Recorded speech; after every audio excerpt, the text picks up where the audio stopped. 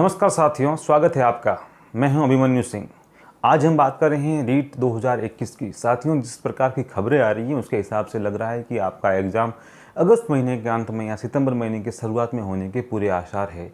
तो साथियों, इस वक्त हमें क्या करना चाहिए? इस वक्त है कि हमें अपनी तैयारी को उधार देनी है जो हमें इस मझधार से उस पार ले जाए। साथियों, हमारे चयन की प्रायिकता है वो बढ़ जाए। तो आइए हम बात करते हैं कि जब हमारे पास में अब कम समय रहा है तो हम अपनी तैयारी को किस प्रकार से करें, किस प्रकार से उसे मोड़ दें ताकि हमारे चयन की संभावना है वो बढ़ जाए। तो साथियों, हम बात कर रहे हैं रीट में जो हमारे पास में अब अपन देखने जाए तो मोटा मोटा 50 या 60 दिन का समय है लगभग। इसमें कुछ प्लस भी हो सकता है, कुछ माइनस भी हो सकता है। तो इस दौरान हमें अपनी प्रिपरेशन किस ढंग से करनी है, किस प्रकार से करनी है, इस पे अपन चर्चा करेंगे। साथियों, इस रोड मैप को जो हम रीट की बात कर रहे हैं या जो हमें तैयारी करनी है उसको मैंने मिशन 2.5 नाम दिया है। बिल्कुल साथियों, 2.5। हम बात करेंगे इसके बारे में कि आखिर में है क्या ये। तो साथियों, अगर हम लेवल फर्स्ट की बात करें और तो इसमें कुल 5 विषय है और लेवल सेकंड की बात करें तो इसमें 4 विषय हैं। तो हमें अपने पढ़ाई को इस ढंग से बांटना है, पढ़ाई का तरीका वो फॉलो करना है जिसमें अपन प्रत्येक विषय को कम से कम 2.5 घंटे का समय प्रतिदिन दें। यानी प्रतिदिन हमें 2.5 घंटे एक विषय को पढ़ना है और इस प्रकार से टोटल पर डे की हमारी जो काउंटिंग होगी पढ़ाई की वो 12.5 यानी 12.5 घंटे की पढ़ाई अपन करेंगे। अगर इस ढंग से आप इतनी पढ़ाई करते हो, इसमें एक चीज़ आती है ईमानदारी। हमें ईमानदारी से तैयारी करनी है। साथियों, रीट की जो परीक्षा की प्रकृति है वो अन्य परीक्षाओं से भिन्न है। हम इसमें टॉपिक वाइज तो क्लियर कर सकते हैं, लेकिन जब समय कम रहा है तो हमें और सभी विषयों का वही योगदान है। सब हिंदी की जो आपकी मार्किंग होगी वही शिक्षा मनोविज्ञान में यानी बाल विकास में होगी, वही अंग्रेजी में होगी, वही गणित में, वही पर्यावरण में, वही एसएस में। तो साथियों, हमें सब विषय को समान रूप से पढ़ना है।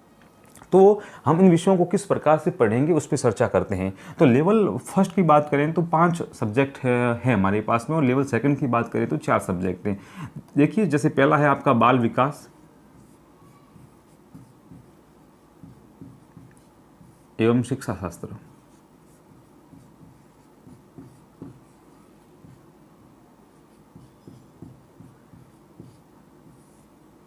ये पहला सब्जेक्ट मान लेते हैं। दूसरा आपका हो जाएगा हिंदी। तीसरा आपका अंग्रेजी, अगर आपने अंग्रेजी का चयन किया है तो, या आपने संस्कृत ली होगी, अगर संस्कृत ली है तो संस्कृत, या फिर कोई भी अन्य द्वितीय भाषा जिसका आपने चयन किया है। तीसरा आपका चौथा आपका हो जाएगा, अगर आप फर्स्ट लेवल के हैं तो गणित, और 5वीं विषय आपकी हो जाएगी साथियों पर्यावरण अध्ययन। और अगर आप सेकंड लेवल के हैं तो यहाँ पर आप सामाजिक विज्ञान रख सकते हैं या विज्ञान रख सकते हैं, सामाजिक विज्ञान, या जो भी आपका अगर विज्ञान गणित लिया है तो विज्ञान गणित। ये सबके लिए बराबर है। तो साथियों, मैं आपको यही बात बता रहा हूँ कि अगर आप इन विषयों का इस ढंग से यानी प्रत्येक विषय को दिन का 2.5 घंटा देते हैं तो ऑल ओवर आपका 12.5 घंटे की स्टडी हो जाती है और आपको इस 12.5 घंटे के हिसाब से अपना टाइम टेबल बनाना है। इस प्रकार से अगर आप फॉलो करते हैं तो निस्संदेह आपकी सफलता की जो चाह है वो पूर्ण हो सकती है। आप सफलता के बहुत नज़दीक पहुँच सकते हैं। जैसे कि साथियों, बाल विकास और शिक्षा शास्त्र ये फर्स्ट लेवल में भी है और सेकंड लेवल में भी है। यहाँ आपको 2.5 घंटे पर डे के हिसाब से स्टडी करनी है। इस 2.5 घंटे को जो मैं अब बता रहा हूँ उसको किस प्रकार से डिवाइड करना है वो है साथियों आधा घंटा, फिर आपका 1.5 घंटा और फिर आपका आधा घंटा। ये फॉलो करना है आपको पर डे। इस आधे घंटे में आप क्या करेंगे साथियों? रिविज़न करेंगे। जो पढ़ा है उसका रिविज़न अगले दिन जो पढ़ा है, जैसे आज आपने जो पढ़ा है कल वापस अगर इसको आप फॉलो करें हैं तो आधे घंटे में आज के पढ़े हुआ का आपको रिवीजन करना है उस विषय के अंदर। इस 1.5 घंटे में आपको टॉपिक पढ़ना है। अगर आपका पूरा पिछले वाला टॉपिक अधूरा रह गया है तो उसको पूरा करना है या फिर आप नया टॉपिक शुरू कर सकते हैं। और इस आधे घंटे में आपको प्रैक्टिस करनी है, MCQs हल करने हैं साथियों। जो बहु विकल्पात्मक जो प्रश्न आपके परीक्षाओं में आते हैं, जो मॉडल पेपर में आते हैं, उनको आपको साथियों हल करना है और पर डे। और ये आप कम से कम एक विषय में पर डे 30 प्रश्न करने हैं। आधे घंटे में आप 30 प्रश्न आराम से कर सकते हैं, इसमें कोई बड़ी बात नहीं है। यही फॉलो आपको हिंदी में भी ऐसा ही करना है, अंग्रेजी में भी वही लेना है आपको, या जो भी आपकी भाषा है उसमें, और गणित और पर्यावरण में भी 2.5 आवर का आपको एक एक शिफ्ट चलानी है। और अगर आप पर्यावरण के हैं या विज्ञान गणित के हैं तो आप 5 आवर का रख सकते हैं। आपको सामाजिक विज्ञान के हैं तो 5 घंटे की स्टडी शिफ्ट एक चलानी है, और विज्ञान गणित के हैं तो 5 घंटों की। तो मेरे कहने का मतलब ये है कि इससे आपका पूरा जितने भी सब्जेक्ट हैं वो एक दिन में क्लियर होते जाएंगे। और इस प्रकार से जैसे जैसे आपका टाइम बढ़ता जाएगा, 1 दिन, 10 दिन, 15 दिन, आप अपने अंदर फर्क देखने लग जाओगे कि यार सब विषय समान रूप से हमारे तैयार हो रहे हैं। मैं एक बात बताना चाहता हूँ, ये मैं फॉर्मेट इसलिए यहाँ ले आया हूँ कि रीट में क्या है कि अलग अलग विषय हैं और हमारा एक न एक विषय तो कमज़ोर होता ही है, तो हम उस विषय को छोड़ देते हैं। अगर आप किसी विषय को छोड़ते हैं तो आप क्या उसमें से अगर 30 नंबर का वो सब्जेक्ट है, मान लीजिए आप पर्यावरण इंग्लिश है, इसमें अगर आप नहीं पढ़ेंगे तो आपको 4 या 5 नंबर की मार्किंग होगी बिल्कुल। और अगर आपका एक विषय बहुत ज़्यादा अच्छा, इसे बार बार आप पढ़ते हो, हिंदी है मान लीजिए, हिंदी में आप 30 में से 30 नंबर ला सकते हो, इससे ज़्यादा तो नहीं ला सकते ना, आप 1000 बार पढ़ लो भले।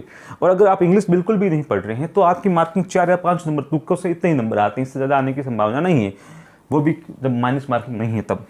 और अगर आप इस विषय को कम से कम 50-60 दिन तक पढ़ोगे तो निस्संदेह आपकी स्कोरिंग या 20 मान लीजिए, आप कम से कम 15 नंबर तो प्लस हो ही जाएंगे। तो यहाँ बेनिफिट ज़्यादा है। यहाँ तो आप वैसे भी ले आओगे, आप 27, 28, 29 नंबर तो ले आओगे, ज़्यादा तैयारी कर लोगे तो 30 नंबर, लेकिन यहाँ आपके 4 और 5 का स्कोर अगर 15 नंबर प्लस हो जाते हैं तो ये आपके फायदे के लिए होगा। तो इसलिए ये मैं रोड मैप आपको बता रहा हूँ कि प्रत्येक विषय को आपको 2.5 घंटे देने हैं। इस प्रकार से आपका जो टोटल समय है वो 12.5 घंटे पर डे हो जाता है। और अगर आपको अपना चयन करवाना है और समय आपके पास में 50 या 60 दिन का है साथियों, तब फिर आप ये बात बनती है कि आपको पर डे 12.5 घंटे तो पढ़ना ही पड़ेगा, और ये आराम से आप सेट कर सकते हो। सॉरी। तो मेरे कहने का मतलब ये है कि मिशन 2.5 यही था कि आप प्रत्येक विषय को प्रतिदिन 2.5 घंटे पढ़ें, और उससे भी ज़रूरी चीज़ है कि उस 2.5 घंटे में आप आधे घंटे जो पढ़ा हुआ है उसका रिवीजन करें, जो आपका 1.5 घंटा है इसमें नया टॉपिक पढ़ें, और जो आधा घंटा है सबसे ज़रूरी और इम्पोर्टेंट जो चीज़ है वो है MCQs हल करना। साथियों, आप टॉपिक को पढ़ लें, आप चाहे तो उसी टॉपिक के MCQs हल करें, या फिर आपने एक बार अपना सिलेबस पूरा कर लिया है तो पूरे विषय का आप MCQs हल कर सकते हैं। इसके अलावा देखिए साथियों, जो पहले टेट बोला जाता था 2011 से शुरू हुई थी, उसके बाद में जितनी भी टेट हुए हैं और जो रीट हुई है उसके सारे पेपर आप एक बार सॉल्व कर लें। जो ओल्ड पेपर हैं, पुराने पेपर हैं साथियों, उनको आप सॉल्व कर लें ताकि आपके अंदर ये समझ बन सके कि किस प्रकार के प्रश्न पूछे जा रहे हैं, और जो आप पढ़ें तो आपका फोकस उस ढंग का हो कि हाँ ये पैराग्राफ है, इसमें से इस प्रकार का प्रश्न बन रहा है और मुझे इस ढंग से इसको याद करना है। तो साथियों यही बात थी, मैं आपको बताना चाह रहा था। अगर आप इसको फॉलो करते हैं और लगभग आप 10 दिन इसको फॉलो करेंगे तो आपको अपने आप पता चलना शुरू हो जाएगा कि आपके अंदर कितना परिवर्तन आ रहा है, आपकी तैयारी किस ढंग से जा रही है। सामान्य बातों में, शब्दों में कहूँ तो वो करना है आपको, प्रत्येक विषय को पर डे 2.5 घंटे पढ़ना है, और उसमें से आपको आधा घंटा रिवीजन में, 1.5 घंटा नया टॉपिक शुरू करना है, या फिर जो पुराना अधूरा रह गया उसको पूरा करना है, और आधे घंटे में MCQs हल करने हैं। और यही बात सामाजिक विज्ञान और विज्ञान में लागू होती है। जब यहाँ पर ये 5 घंटे हैं आपके पास में, तो आप इसको 1:3:1 में बांट सकते हैं, 1:3 बांट सकते हैं, 1:3:1 में बांटना है। 1 घंटे आपको रिवीजन करना है, 3 घंटे में नया टॉपिक पूरा करना है, और 1 घंटे में MCQs हल करनी है। और मैं आपको साथी, जितने ज़्यादा MCQs हल करेंगे, जितने ज़्यादा मॉडल पेपर हल करेंगे, जितने ज़्यादा पुराने प्रश्न पत्र आप देखेंगे, आपके सफल होने की उम्मीदें उतनी ही ज़्यादा बढ़ जाएगी। तो साथियों घबराना नहीं है, अब समय कम रहा है, तो अब जो भी अभ्यर्थी है इस वक्त जो अपना पूरी डेडिकेशन के साथ में तैयारी करेगा, प्रिपरेशन करेगा, वो 100% इस परीक्षा में सफलता प्राप्त कर लेगा। और मैं आपको बता दूं साथियों, अगर आप इस टाइम टेबल को फॉलो करोगे तो आप 100% सफल होंगे, ये विश्वास रखिए मेरे ऊपर।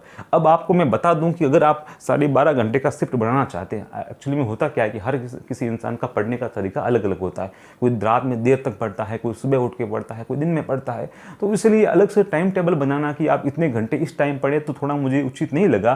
फिर भी मैं एक कॉमन भाषा में आपको बता सकता हूँ कि किस प्रकार से थोड़ा आप बना सकते हैं।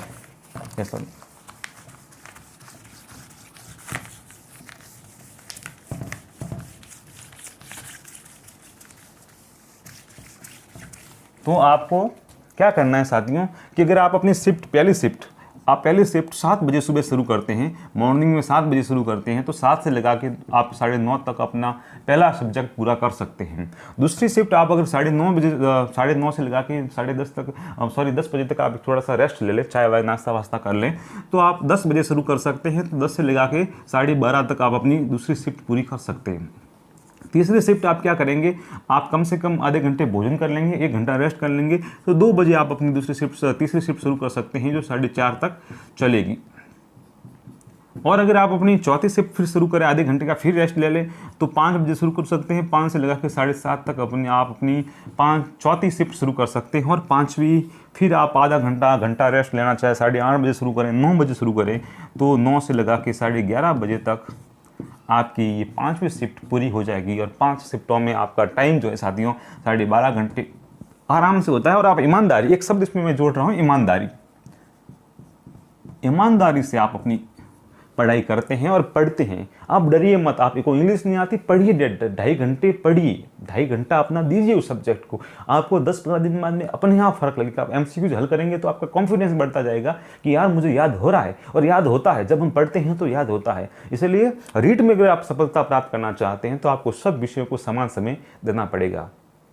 तो इस प्रकार से आप अपनी तैयारी कीजिए।